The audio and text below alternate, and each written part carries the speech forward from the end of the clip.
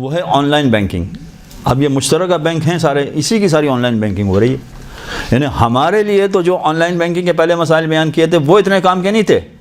اب جو بیان ہو رہے ہیں یہ کام کے ہیں کہ آن لائن بینکنگ میں کیا ہوگا. آن لائن بینکنگ میں بھی یہی ہوگا کہ آن لائن بینکنگ میں جو ٹرانزیکشن ہوتے ہیں, جو پیسہ ادھر سے ادھر جاتا ہے, اس میں اگر یہ آن لائن ٹرانسفر ہوا ہے اور ہم نے مثلا کوئی کام کیا ہے, یا ہم نے کوئی چیز بیچی ہے, وہی پرانی باتیں, یا ہم نے کوئی سروسز دی ہیں, یا ہم نے کوئی گڈز سیلز کی ہیں, سیل کا کام کیا ہے. جیسے خواتین بہت ساری چیزیں, خواتین کا لباس سیل کر رہی ہوتی ہیں, بیوٹی پروڈکٹس سیل کر رہی ہوتی ہیں. اگر beauty product online sale کیا ہے اور اس کے پیسے ہمارے اکاؤنٹ میں آ گئے تو مالک بن جائیں گی. اسی طرح سے کوئی سروسز دی ہیں, سروسز دی ہیں کا مطلب کیا ہے, مثلا آن لائن قرآن پڑھایا ہے, آن لائن میتھمیٹکس پڑھایا ہے, آن لائن کسی کا پرچہ حل کر دیا ہے, آن لائن کوئی بھی دوسرا کام کیا ہے اور انہوں نے آن لائن ٹرانسفر کر دیا, تو اس کے تو پکے مالک بن جائیں گے ہم. یہ تو بالکل صحیح ہو گیا بالکل. یعنی پکے مالک بن جائیں گے کا مطلب کوئی بھی بینک ہو, چاہے کافر و مسلمان کا ہو, چاہے مسلمان و حکومتی کا ہو, چاہے کافر مسلمان حکومت کا ہو, کوئی بھی بینک ہو, اس کے مالک بن جائیں گے. اس لیے کہ ہم نے یا تو سروسز دی ہیں اس کے پیسے ہمارے پاس آئیں, یا ہم نے کوئی گڈز سیل کی ہیں اس کے پیسے ہمارے پاس آئیں, تو ایسی صورت میں تو ہم اس کے مالک بن جائیں گے. ہاں, اب وہی بات آ جائے گی کہ اگر فرض کیجئے کہ گریجوٹی ملی ہے, پروویڈنٹ فنڈ ملا ہے, بونس ملا ہے, اور یہ ہمارے پاس آن لائن آ گیا ہے. اچھا, پچھلی بار ایک چیز رہ گئی تھی, وہ بھی آج شامل کر لیں اسی میں. عام طور پر جو آج سے 10 سال پہلے, بلکہ 5 سال پہلے, بہت پرانی بات نہیں ہے, یہ آن لائن کا اتنا سسٹم نہیں تھا. تو اگر گریجوٹی ملتی تھی یا پروویڈنٹ فنڈ ملتا تھا تو وہ چیک کی صورت میں ملتا تھا. اگر چیک جمع کروایا ہے اکاؤنٹ میں, اکاؤنٹ ہمارا ہی ہے, ہمارے اکاؤنٹ میں ہمارے نام کا چیک جمع کروایا ہے اور کمپنی نے دیا ہے, اور کمپنی نے یہ کہہ کے دیا ہے کہ تمہارا ہو گیا, مگر اگر ہم نے اکاؤنٹ میں جمع کروایا تو ہم مالک نہیں بنیں گے اس کے. اکاؤنٹ میں پیسہ آیا ہے تو جب تک یہ اکاؤنٹ میں پڑا رہے گا ہم مالک نہیں دیں گے, مالک نہیں بنیں گے. یعنی جن افراد کو چیک ملا ہے, اور زیادہ تر بڑی کمپنیاں چیک ہی دیتی ہیں, کیش دیتی نہیں عام طور پر, زیادہ تر کمپنیاں چیک دیتی ہیں. تو چیک کی صورت میں جو پیسہ پروویڈنٹ فنڈ جمع ہو رہا ہے, 80 لاکھ روپیہ جمع ہو گیا. اگر گریجوٹی جمع ہو رہی ہے, 1 کروڑ کی گریجوٹی جمع کرا دیجیے, یہ 1 کروڑ کا چیک دے دیا انہوں نے, تو یہ چیک اگر ہم نے جمع کروایا ہے تو اس کے بھی ہم مالک نہیں بنیں گے. مالک کب بنیں گے, جب ہم اس کو باہر نکال لیں, اپنے ہاتھ میں لے لیں, قبضہ لے لیں جس کو کہتے ہیں. اپنے ہاتھ میں لینے کے بعد اس کے مالک بنتے ہیں. اپنے ہاتھ میں لینے کے بعد مالک بنیں گے. لیکن اگر فرض کیجئے کہ کوئی تھوڑا تھوڑا کر کے ہی نکال رہا ہے, تھوڑا تھوڑا کر کے نکال رہا ہے کا مطلب کیا ہے کہ اس کو ضرورت تھی مثلا ماہانہ اخراجات چلانے کے لیے, ملے تھے 1 کروڑ روپے, 1 کروڑ روپے ڈال دیے اس میں. اب ماہانہ اخراجات چلانے کے لیے کبھی وہ 10,000 نکال کے آ جاتے ہیں, کبھی وہ 25,000 نکال کے آ جاتے ہیں, کبھی وہ 30,000 نکال کے آ جاتے ہیں, ماہانہ اخراج چلا رہے ہیں اس سے. یا بچوں کی فیس دینے کے لیے چیک دے دیا مثلا انہوں نے, تو یہ جو تھوڑا نکال رہے ہیں یہ تو اسی مہینے میں خرچ ہو گیا, پھر اگلے مہینے نکالا پھر خرچ ہو گیا. خمس کی جب تاریخ آئی, یہ 1 سال پورا ہو گیا, تو اس کے بعد جو ہم نے 10,000 25,000 30,000 نکالے تھے اس میں سے ہمارے پاس کل 100 ہی روپے بچے, تو فقط 20 روپے خمس واجب ہوگا, اس سے زیادہ خمس واجب نہیں ہوگا.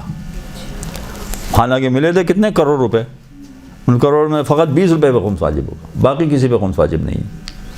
لہٰذا یہ ذہن میں رکھیں کہ جو آن لائن کا سسٹم آپ کو بتایا گیا ہے وہی سسٹم جو ہے چیک کی صورت میں, اور چیک میں بھی فرق نہیں پڑتا کہ وہ پرائیویٹ بینک کا چیک ملا ہے یا حکومت کا چیک ملا ہے, آپ نے اپنے اکاؤنٹ میں جمع کروا دیا وہ ٹھیک ہے. اچھا, فرض کیجئے کہ آپ نے جو بینک سے پیسے نکالے ہیں, یہ پیسے بھی وہ والے نہیں نکالے جو گریجوٹی کے ملے تھے یا پروویڈنٹ فنڈ کے ملے تھے, کروڑ روپے 80 لاکھ روپے, وہ والے نہیں نکالے. آپ نے جو پیسے جمع کروائے تو جس بینک میں جمع کروائے تھے اس نے منافع دیا آپ کو, وہ منافع والے پیسے آپ نے نکال لیے, باقی اصل پیسے ویسے کے ویسے رکھے ہوئے. جیسے سرٹیفکیٹ خرید لیتے ہیں, وہ 5 سال والا 3 سال والا سرٹیفکیٹ وہ بند رہتا ہے اور منافع ملتا رہتا ہے اس میں. تو اگر فرض کیجئے کہ اس طرح سرٹیفکیٹ خرید لیا ہے تو کیا ہوگا, دیکھنا پڑے گا کہ سرٹیفکیٹ آپ نے حکومت بینک والا خریدا ہے, نیشنل سیونگ والا, یا پرائیویٹ بینک والا کا سرٹیفکیٹ خریدا ہے. اگر آپ نے حکومت والا خریدا ہے، نیشنل سیونگ کا کوئی سرٹیفکیٹ بہبود کا خریدا ہے مثلا، تو اگر فرض کسی کو اس نے منافع دیا، ماہانہ منافع دے رہے ہیں، وہ ماہانہ منافع دیا، تو اس میں وہی بات آ گئی، چونکہ یہ حکومت کا ہے لہذا آپ نے منافع نکال بھی لیا ہے تو اب اس کا آدھا غریب کو دینا پڑے گا. یعنی ہر ماہ آپ کو جو منافع مل رہا ہے اس منافع کا آدھا غریب کو دینا پڑے گا اگر آپ فقط منافع استعمال کر رہے ہیں. یہ ہو گیا حکومتی بینک سے جو منافع مل رہا ہے. آپ کا کروڑ روپیہ ویسے ہی سیف ہے، وہ ویسے ہی پڑا ہوا ہے، وہ سرٹیفکیٹ بالکل نہیں چھیڑے آپ نے، وہ ویسے کا ویسے ہی پڑا ہوا ہے. اب اس کے بعد ہاں جو پیسہ آپ نے جمع کروایا ہے وہ اگر پرائیویٹ بینک میں جمع کرا دیا آپ نے، وہی کروڑ روپیہ مثلا پرائیویٹ بینک میں جمع کرا دیا، اب وہاں سے منافع مل رہا ہے. پرائیویٹ بینک والے بھی سیونگز اکاؤنٹ پر بھی منافع دیتے ہیں، اور ان کا اگر سرٹیفکیٹ خریدا ہے تو سرٹیفکیٹ پہ بھی منافع دیتے ہیں، دونوں پہ منافع دیتے ہیں. تو اگر وہ اصل رقم آپ نے وہیں کہ وہیں رکھی، فقط جو منافع مل رہا ہے وہ ماہانہ استعمال کر رہے ہیں آپ، تو ایسی صورت میں اس رقم کو جو آپ نے نکالا ہے اس پر کوئی خمس بھی نہیں دینا ہے، اس لیے کہ یہ پرائیویٹ بینک ہے.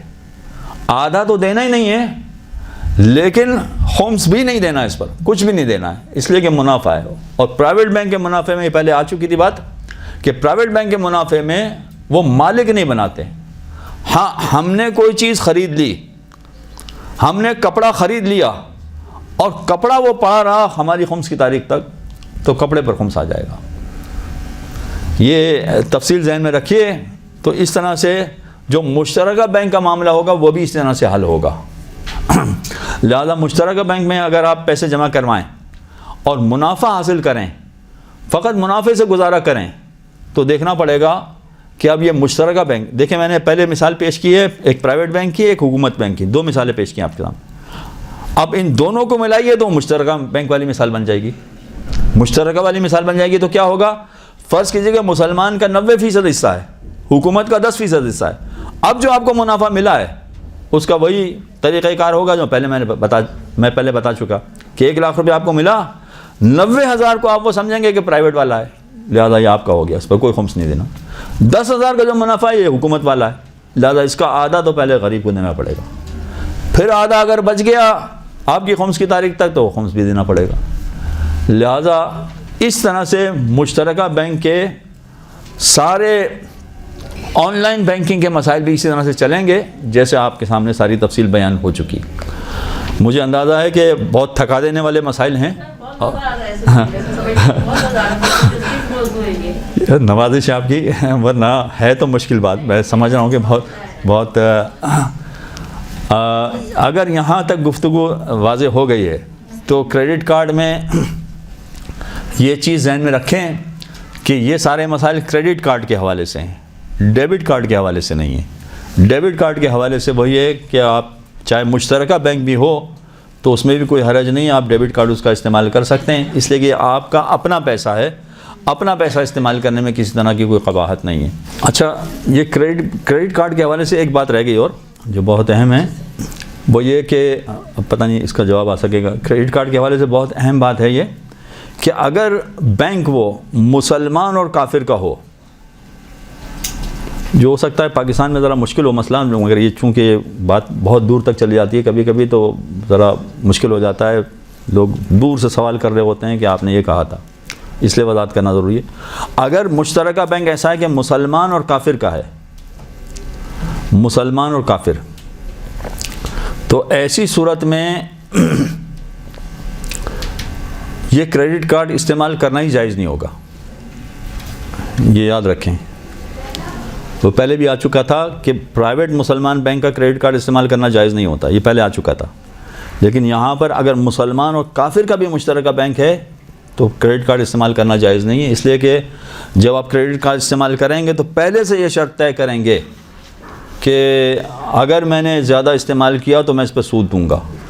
اور مسلمان کے حوالے سے اس طرح سے سود کی ڈیلنگ کرنا یہ جائز نہیں ہوتا، یہ ٹھیک نہیں ہوتا. اس لیے اگر کوئی ایسا بینک ہے کہ جو مسلمان اور کافر کا بینک ہے تو اس کا کریڈٹ کارڈ استعمال کرنا یا اس سے مارگیج لینا یا اس سے قرضہ لینا یا گاڑی لیز پر لینا وغیرہ وغیرہ، یہ اس کی اجازت نہیں ہوگی.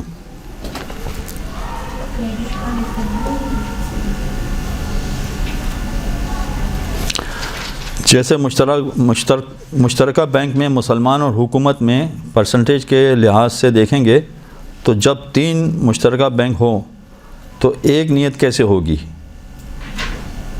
اس میں بھی پرسنٹیج وائز دیکھیں گے نا؟ جی ہاں بالکل پرسنٹیج وائز دیکھیں گے. اگر 3 مشترکہ بینک ہیں نا، مسلمان، کافر اور حکومت، تینوں کا بینک ہے، تو ہمیں دیکھنا پڑے گا کہ سب کا حصہ اتنا ہے کہ جس کو معتدن بے کہا جائے، قابل توجہ مقدار ہے، تو یہ مانا جائے گا کہ 3 کا مشترکہ ہے. اور اگر کسی کی مقدار بہت کم ہے تو وہ قابل توجہ مقدار نہیں مانا، یعنی آٹے میں نمک کے برابر ہے تو نہیں مانا جائے گا اس کو مشترکہ بینک. فقط جب وہ مقدار پہنچ جائے، وہ تعداد پہنچ جائے، اسی پر مانا جائے گا کہ یہ مشترکہ بینک ہے.